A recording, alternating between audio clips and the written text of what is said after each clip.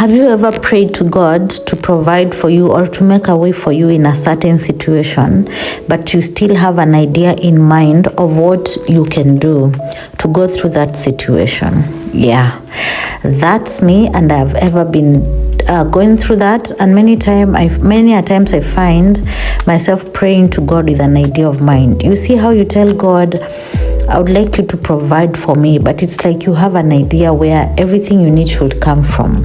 Now, as I was thinking about that and still trusting God to do something in my life, this verse came into my mind. Isaiah 55:8-9. It says, "My thoughts are not your thoughts, neither are your ways my ways, declares the Lord. As the heavens are higher than the earth, so are my ways higher than your ways, and my thoughts than your thoughts." That is God beating me 10-0, though I am never in a competition with him. So God is not obligated to move the way I expect, of course. He sees the full idea. You see how you close your eyes, you pray, you tell God, right now I don't have an idea, please give me an idea. But at the back of your mind, it's like you have an idea. When you do that, you're just going against this verse. And you see, the Bible says that God is always watching his word to implement it. Like, he has to ensure that his word comes to pass. So if you are there praying with your own ideas in mind, then his ways are not your ways, and he's a miraculous God. So you might never know how he's planning to come through for you. So if you try to behave like you're influencing his decision, then it's not working. So when I see silence in some situation, that's the verse that comes to me. So it might be preparing a bigger testimony for me, where I see delay, God might be working in a divine direction. Yeah. So you see how I've been fixated on one source or two sources. There is something, money you're waiting for someone to pay you for a service, something like that. But I forget one crucial thing, that source is not my provider. God is. And maybe that's what he's trying to teach me, that I need to take my eyes off the how and keep them on the who. Like, how is it coming, or who is bringing? Of course, always, whether it's some work I have done or whatever, God uses that as a channel. So he is my provider. So God's ways are higher, his timing is wiser, his provision doesn't always come in the package we are expecting. And I know it's hard to hear that when you are staring at bills, deadlines are calling, and you have many unanswered prayers. But faith isn't just believing God can do it. It's trusting him that he doesn't do it your way. Yeah, he doesn't have to do it your way. So when you're on the waiting list, that is usually very, very tempting. Like, you might find yourself failing to trust in God. So God is reminding me that he sees the bigger picture. Wow, I feel like crying. One we can't fully grasp in our limited human understanding. When we expect provision from a certain source and it fails, we often assume that God has let us down. But this verse gently tells us, I know more than you. I'm working in ways you cannot see.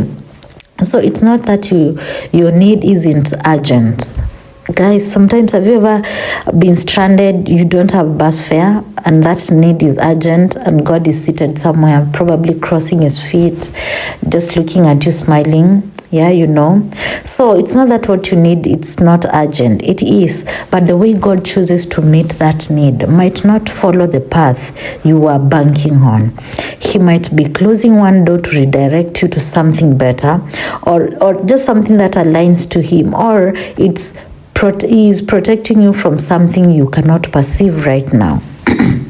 So What is the truth that I choose to hold on right now when I feel like that? So just because it has not come from the source I expected doesn't mean God isn't going to provide.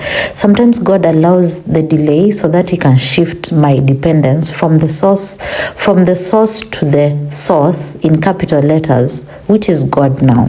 So I am not lost, you're not lost, you are in the hallway between doors, and that waiting season feels like a fog. Honestly, it feels like a fog, but he hasn't left you. He's just doing things in a way that may not make sense to you right now.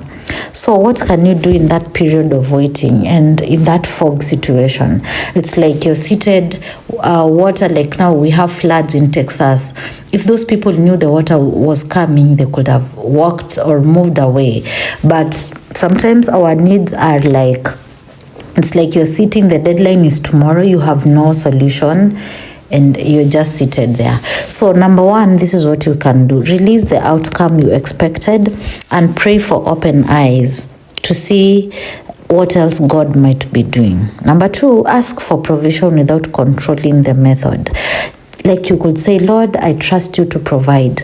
I let go of the how and wait on your who, where or when. So number three, stay faithful with what's in your hand. Even if it seems small, that obedience might be the seed of what is coming next. So in times when you don't know what to do, honestly, God is there for you. So don't measure God's faithfulness by your current frustrations. Don't give up and don't box him in one method. He has infinite ways to meet your needs. So say this with me as we end this video. God, I may not understand your ways, but I trust your heart. He's not punishing you. He's preparing you for provision, yes, but also for perspective. To remind you that even when nothing is moving, he is moving. Okay? Yeah, so remember his ways are not our ways, and that is good enough. So stay encouraged, stay anchored. I'll see you in the next video.